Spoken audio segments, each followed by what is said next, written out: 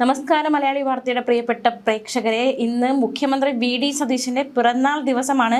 62ാം ജന്മദിനം ആഘോഷിക്കുകയാണ് മുഖ്യമന്ത്രി വി.ഡി. സതീശൻ. അദ്ദേഹത്തിന്റെ മണ്ഡലമായ പറവൂരിൽ ജന്മദിനാഘോഷം സംഘടിപ്പിച്ചിരുന്നു.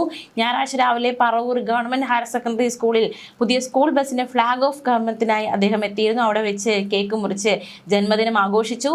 ഈ വേളയിൽ സ്കൂൾ PTA, SMSC സ്റ്റാഫ് എന്നിവർ ചേർന്ന് മുഖ്യമന്ത്രിക്കായി പ്രത്യേക ജന്മദിന കേക്ക് സജ്ജമാക്കിയിരുന്നു. എന്തായാലും സ്കൂളിൽ വെച്ച് മുഖ്യമന്ത്രി കേക്ക് മുറിച്ച് ആഘോഷമാക്കിയിരിക്കുകയാണ് പിറന്നാൾ ദിനം. മാത്രമല്ല, പ്രധാനമന്ത്രി നരേന്ദ്രമോദി വി.ഡി. സതീശന് ആശംസകൾ അറിയിച്ച് രംഗത്ത് വന്നിരിക്കുകയാണ്. ഹാപ്പി ബർത്ത്ഡേ സതീശൻ ജി എന്ന് പറഞ്ഞാണ് പ്രധാനമന്ത്രി വി.ഡി. സതീശന് ആശംസകൾ അറിയിച്ചിരിക്കുന്നത്. മാത്രമല്ല, അദ്ദേഹത്തെ നേരിൽ കണ്ട അഭിനന്ദനങ്ങൾ അറിയിച്ചിരിക്കുകയാണ് BDJS അധ്യക്ഷനും SNDP യോഗം വൈസ് പ്രസിഡന്റുമായ തുഷാർ വെള്ളാപ്പള്ളി. സെക്രട്ടേറിയറ്റിലെ മുഖ്യമന്ത്രിയുടെ ഓഫീസിലെത്തിയായിരുന്നു തുഷാർ വെള്ളാപ്പള്ളി വി.ഡി. സതീശന് ആശംസകൾ അറിയിച്ചത്. ഇത് വെറും ഒരു സൗഹൃദ സന്ദർശനം മാത്രമാണെന്നും ഇതിന് പിന്നിൽ മറ്റ് രാഷ്ട്രീയ ലക്ഷ്യങ്ങളില്ല എന്നും കൂടിക്കാഴ്ചയ്ക്ക് ശേഷം തുഷാർ മാധ്യമങ്ങളോട് പറഞ്ഞു. വി.ഡി. സതീശൻ മുഖ്യമന്ത്രിയായതിൽ തനിക്ക് ഏറെ സന്തോഷമുണ്ടെന്നും തങ്ങൾ പഴയ സുഹൃത്തുക്കളാണെന്നും അദ്ദേഹം പറഞ്ഞു. വി.ഡി. സതീശന്റെ സത്യപ്രതിജ്ഞാ ചടങ്ങിൽ പങ്കെടുക്കാൻ മുഖ്യമന്ത്രി തന്നെ 2-3 തവണ ഫോണിൽ വിളിച്ചിരുന്നുവെന്നും എന്നാൽ ആ സമയത്ത് വ്യക്തിപരമായ ആവശ്യങ്ങൾക്കായി താൻ ഇന്ത്യക്ക് പുറത്തായിരുന്നു, അതുകൊണ്ടാണ് ചടങ്ങിൽ പങ്കെടുക്കാൻ എത്താത്തതെന്നും തുഷാർ വെള്ളാപ്പള്ളി വ്യക്തമാക്കി. വിദേശത്തായിരുന്നത് കൊണ്ട് തന്നെ ഫോണിലൂടെ ബന്ധപ്പെടാൻ പ്രയാസമുണ്ടായിരുന്നു. യാത്ര കഴിഞ്ഞ് മടങ്ങിയെത്തിയ ശേഷം മുഖ്യമന്ത്രി തിരുവനന്തപുരത്തുള്ള ദിവസം നോക്കി നേരിട്ട് കണ്ട് അഭിനന്ദനം അറിയിക്കാൻ വേണ്ടിയാണ് ഇപ്പോൾ എത്തിയതെന്നും തുഷാർ വെള്ളാപ്പള്ളി വ്യക്തമാക്കുകയുണ്ടായി. നമുക്കറിയാവുന്ന പോലെ തന്നെ വെള്ളാപ്പള്ളി നടേശനും അതുപോലെ തന്നെ വി.ഡി. സതീശനും തമ്മിലുള്ള വാക്പോര്, അതുപോലെ തന്നെ ഇരുവർക്കുമിടയിലുള്ള രാഷ്ട്രീയ പോരൊക്കെ നമുക്കറിയാം. ഈ സാഹചര്യത്തിലാണ് തുഷാർ വെള്ളാപ്പള്ളിയുടെ വരവ് ശ്രദ്ധേയമാകുന്നത്. SNDP യോഗവും രാഷ്ട്രീയ പാർട്ടികളും തമ്മിലുള്ള ബന്ധത്തെക്കുറിച്ചുള്ള മാധ്യമങ്ങളുടെ ചോദ്യങ്ങൾക്ക് തുഷാർ വെള്ളാപ്പള്ളി നൽകിയിരിക്കുന്ന മറുപടി: സംഘടന ഇതുവരെ ഒരു രാഷ്ട്രീയ പാർട്ടിക്കെതിരെ നിൽക്കാനോ ഏതെങ്കിലും ഒരു പാർട്ടിയെ മാത്രം സഹായിക്കാനോ ഔദ്യോഗികമായി തീരുമാനം എടുത്തിട്ടില്ല എന്നാണ് തുഷാർ വെള്ളാപ്പള്ളി മറുപടി നൽകിയത്. SNDP general secretary Vellappally Natesan മുൻപ് നടത്തിയ വിമർശനങ്ങൾ അദ്ദേഹത്തിന്റെ വ്യക്തിപരമായ അഭിപ്രായങ്ങളാണ്. സംഘടന എന്ന നിലയിൽ കോൺഗ്രസിനെയോ BJPയോ കമ്മ്യൂണിസ്റ്റ് പാർട്ടിയെ ഉപദ്രവിക്കാൻ യോഗം തീരുമാനിച്ചിട്ടില്ല. ശാഖാതലങ്ങളിൽ പോലും ആർക്കെതിരെയും വോട്ട് ചെയ്യാനോ നിൽക്കാനോ ഇതുവരെ നിർദ്ദേശം നൽകിയിട്ടില്ല എന്നും തുഷാർ വെള്ളാപ്പള്ളി പറഞ്ഞു.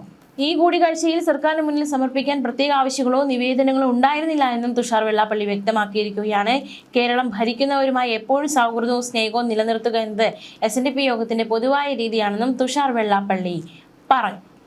ഇനി നമുക്ക് മറ്റൊരു വാർത്ത കൂടി നോക്കാം. മുഖ്യമന്ത്രിയുമായി ബന്ധപ്പെട്ട് മുഖ്യമന്ത്രി വി.ഡി. സതീശനെ അപമാനിച്ച് ഫേസ്ബുക്കിൽ പോസ്റ്റ് ഇട്ടതിന്റെ പേരിൽ സസ്പെൻഷനിലായ സ്കൂൾ പ്രിൻസിപ്പലിന് വിരമിക്കൽ ദിവസം ആ ഒരു സസ്പെൻഷൻ നടപടി പിൻവലിച്ചുകൊണ്ടുള്ള വാർത്ത വന്നിരിക്കുകയാണ്.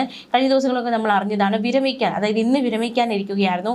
വിരമിക്കാൻ ദിവസങ്ങൾ മാത്രം ബാക്കി നിൽക്കുകയാണ്. മുഖ്യമന്ത്രിയെ വിമർശിച്ചു എന്ന പേരിൽ സ്കൂൾ പ്രിൻസിപ്പലിനെ സസ്പെൻഡ് ചെയ്യാൻ മുഖ്യമന്ത്രി ഉത്തരവിട്ടത്. എന്നാൽ ആ സസ്പെൻഷൻ പിൻവലിക്കുക എന്ന തീരുമാനത്തിലേക്ക് മുഖ്യമന്ത്രി എത്തിയിരിക്കുകയാണ്. സസ്പെൻഡ് ചെയ്ത നടപടി പിൻവലിക്കാൻ കഴിഞ്ഞ ദിവസം മുഖ്യമന്ത്രി നൽകിയ നിർദ്ദേശം ഒറ്റ ദിവസത്തിൽ നടപ്പിലാക്കുകയായിരുന്നു. വിരമിക്കൽ ദിവസം Attingal model higher secondary school principal S. ജവാദിനാണ് വലിയ ആശ്വാസമായി ഒരു തീരുമാനം മാറിയത്. സസ്പെൻഷൻ പിൻവലിക്കാൻ മുഖ്യമന്ത്രി നൽകിയ നിർദ്ദേശം അനുസരിച്ച് പൊതുവിദ്യാഭ്യാസ ഡയറക്ടർ ഉത്തരവിറക്കി.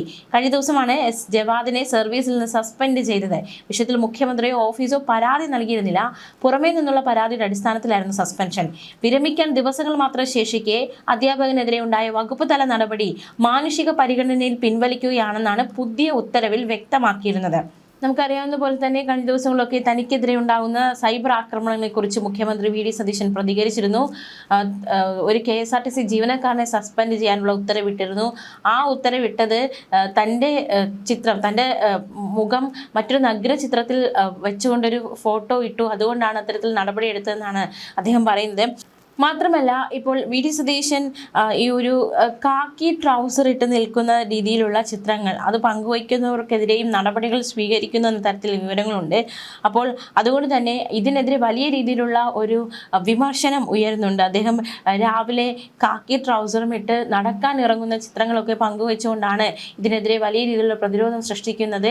എന്തായാലും സമൂഹ മാധ്യമങ്ങളടക്കം വലിയ രീതിയിൽ മുഖ്യമന്ത്രിക്കെതിരെ ഒരു പ്രതിഷേധം അരങ്ങേറുകയാണ്. അത്തരത്തിൽ മുഖ്യമന്ത്രിയെ വിമർശിക്കുന്നവർക്കെതിരെ നടപടി സ്വീകരിക്കുന്നത്, അതും കടുത്ത നടപടികൾ സ്വീകരിക്കുന്നത് വലിയ രീതിയിലുള്ള വിമർശനങ്ങളിലേക്ക് നയിക്കപ്പെടുകയാണ്. നമ്മൾ കഴിഞ്ഞ ദിവസങ്ങളൊക്കെ കണ്ടു, ആദ്യത്തെ അതായത് ഇലക്ഷൻ കഴിയുന്നു, മുഖ്യമന്ത്രി സ്ഥാനത്തേക്ക് വി ഡി സതീശൻ വരുന്നു. ആ ദിവസങ്ങളിലൊക്കെ ഒരു പുക്കി മുഖ്യമന്ത്രിയെ നമ്മൾ കണ്ടതാണ്. പക്ഷേ പിന്നീട് അദ്ദേഹം കടുപ്പിക്കുന്ന കാഴ്ചയാണ് കാണുവാൻ സാധിക്കുന്നത്. പ്രത്യേകിച്ച് പ്രതിപക്ഷ നേതാവുമായി ബന്ധപ്പെട്ടുള്ള ED റെയ്ഡുമായി ബന്ധപ്പെട്ടുള്ള ചോദ്യങ്ങളോട് 7 തവണ ചോദിക്കുന്നു, മാധ്യമങ്ങൾ 7 തവണയും അവഗണിക്കുന്നു, മറുപടി പറയുന്നില്ല. എപ്പോഴാണ് മറുപടി പറയേണ്ടതെന്ന് തീരുമാനിക്കാനുള്ള അവകാശമെങ്കിലും തനിക്ക് തരണമെന്നാണ് പിന്നീട് മാധ്യമങ്ങളോട് മുഖ്യമന്ത്രി പ്രതികരിച്ചിരിക്കുന്നത്. നിങ്ങൾക്ക് ചോദ്യം ചോദിക്കാൻ അവകാശമുള്ളതുപോലെ തന്നെ തനിക്ക് ഉത്തരം പറയാനും അവകാശമുണ്ടെന്നും അത് മാനിക്കണമെന്നുമായിരുന്നു വി ഡി സതീശന്റെ മറുപടി. ഇത് തന്നെയാണ് മുൻ മുഖ്യമന്ത്രി പിണറായി വിജയനും പറഞ്ഞതെന്നും മാധ്യമപ്രവർത്തകർ പ്രതികരിച്ചപ്പോൾ അങ്ങനെയല്ലെന്നും അദ്ദേഹവുമായി താരതമ്യം ചെയ്യരുതെന്നുമായിരുന്നു വി ഡി സതീശൻ പറഞ്ഞത്. ഞാൻ എപ്പോഴാണ് മറുപടി പറയേണ്ടതെന്ന് തീരുമാനിക്കാനുള്ള അവകാശമെങ്കിലും എനിക്ക് തരണം. ഞാൻ മറുപടി പറഞ്ഞില്ല, മൗനി ബാബയാണ് 12 പ്രാവശ്യം ചോദിച്ചു എന്നൊക്കെയാണ് പറയുന്നത്. എങ്ങനെയാണ് ചോദിച്ചതെന്ന് അറിയുമോ? രാവിലെ ഞാൻ വീട്ടിൽ നിന്ന് നടക്കാൻ ഇറങ്ങിയപ്പോൾ ഒരു ചോദ്യം, അത് കഴിഞ്ഞ് ഞാൻ വീണ്ടും അകത്ത് കയറി കുളിച്ച് പുറത്തിറങ്ങിയപ്പോൾ വീണ്ടും മൈക്ക് വെച്ച ചോദ്യം, ഞാൻ കേരള ഹൗസിലേക്ക് കയറുമ്പോൾ ചോദ്യം, ഇറങ്ങുമ്പോൾ ചോദ്യം, ഞാൻ വണ്ടിയിൽ കയറിയിരിക്കുമ്പോൾ ഒരു മൈക്ക് എൻ്റെ മുഖത്ത് വന്നിടിച്ചു. ഇക്കാര്യം ഞാൻ ഇതുവരെ ആരോടും പറഞ്ഞിട്ടില്ല, ഇപ്പോൾ നിങ്ങളോട് രഹസ്യമായിട്ട് പറയുന്നതാണ്. എന്നിട്ട് എന്നോട് ചോദിച്ചു, അപ്പോഴും ഞാൻ ഒന്നും പറഞ്ഞില്ല. എപ്പോഴാണ് പറയേണ്ടതെന്ന് തീരുമാനിക്കാനുള്ള അവകാശമെങ്കിലും ദയവ് ചെയ്ത് എനിക്ക് തരുമെന്നായിരുന്നു മുഖ്യമന്ത്രിയുടെ വാക്കുകൾ. ആ ഒരു പ്രതികരണത്തിലെ, അതായത് ഈ സംഭവവുമായി ബന്ധപ്പെട്ട് നടത്തിയ വാർത്താ സമ്മേളനത്തിൽ അദ്ദേഹം പറഞ്ഞ ചില കാര്യങ്ങളിലേക്ക് ഒരിക്കൽ കൂടി പോവുകയാണ്, കേൾക്കാം. എപ്പോഴാണ് പറയേണ്ടതെന്ന് തീരുമാനിക്കാനുള്ള അവകാശമെങ്കിലും ദയവ് ചെയ്ത് എനിക്ക് ദേവി എപ്പോഴാണ് ഒരു കാര്യത്തിൽ മറുപടി പറയുന്നത് അല്ലേ? ഞാൻ പഠിച്ചിട്ടല്ലേ പറയേണ്ടത്, മനസ്സിലാക്കിയിട്ടല്ലേ പറയേണ്ടത്, സമയത്ത് ഉചിതമായ സമയത്തല്ലേ പറയേണ്ടത്. ഞാൻ അങ്ങനെ ഒളിച്ചോടുന്ന ആളാണോ? അങ്ങനെയാണെങ്കിൽ ഞാൻ ക്യാബിനറ്റ് ബ്രീഫിംഗ് നടത്തി തുടങ്ങിയില്ലേ നിങ്ങളോട്? എത്ര പ്രാവശ്യം നിങ്ങൾക്ക് എല്ലാ അവസരങ്ങളും തന്നു? അപ്പൊ നിങ്ങൾക്ക് ചോദ്യം ചോദിക്കാനുള്ള അവകാശം പോലെ തന്നെ എനിക്ക് മറുപടി പറയാനുള്ള അവകാശം കൂടി എനിക്ക് തരണം. എന്നിട്ട് 12 പ്രാവശ്യം ചോദ്യം ചോദിച്ചിട്ട് പോയില്ല. 12 പ്രാവശ്യം, നിങ്ങൾക്ക് 24 പ്രാവശ്യം ചോദ്യം ചോദിക്കുക. എനിക്ക് മറുപടി പറയേണ്ട സമയം ഞാനല്ലേ തീരുമാനിക്കേണ്ടത്, അതെനിക്ക് തരണം. റിക്വസ്റ്റാണ്. അല്ലല്ല ഇങ്ങനെ അല്ലല്ല, ഞാൻ അങ്ങനെ ആകണമെന്നാണോ നിങ്ങൾ പറയുന്നത്? ഞാൻ ക്യാബിനറ്റ് ബ്രീഫിംഗ് നടത്തുന്ന ആളാണ്. നോ നിങ്ങൾ ചോദിക്കുമ്പോൾ അല്ലല്ല, നിങ്ങള് ഇല്ല ഞാനിപ്പോ വന്നിരിക്കുമല്ലേ, ഇല്ല നിങ്ങൾക്ക് അദ്ദേഹത്തിന്റെ അടുത്തേക്ക് പോലും പോകാൻ പറ്റില്ല. പിന്നീട് നിങ്ങൾ 12 പ്രാവശ്യം ചോദ്യം ചോദിക്കണം. നോ നിങ്ങൾ അങ്ങനെ പറയല്ലേ, അങ്ങനെ ആക്കല്ലേ, അങ്ങനെ താരതമ്യം ചെയ്ത് നിങ്ങൾ അങ്ങനെ ആക്കല്ലേ. നിങ്ങൾ ഈ വിഷയം കേൾക്കണം. എനിക്ക് പറയാനുള്ളത് ഞാൻ പറഞ്ഞു. ഞാൻ മറുപടി പറയേണ്ട സമയം തീരുമാനിക്കുന്നത് ഞാനാണ്. കാരണം എനിക്കത് പഠിച്ചും മനസ്സിലാക്കിയിട്ടോ പറയാൻ പാടില്ല, പെട്ടെന്ന് പറയാൻ പറ്റില്ല. ഞാൻ അതിൻ്റെ സമയം തീരുമാനിക്കേണ്ടത് ഞാൻ, അതിനുള്ള അവകാശം എനിക്ക് തന്നെ. അത് നിങ്ങളല്ല തീരുമാനിക്കേണ്ടത്. നിങ്ങൾക്ക് ചോദ്യം ചോദിക്കാം, അതിനുള്ള അവകാശം ഞാൻ എപ്പോഴും തരും. മനസ്സിലായല്ലോ? ആയതുകൊണ്ടാണല്ലോ പറയാൻ പോകുന്നത്.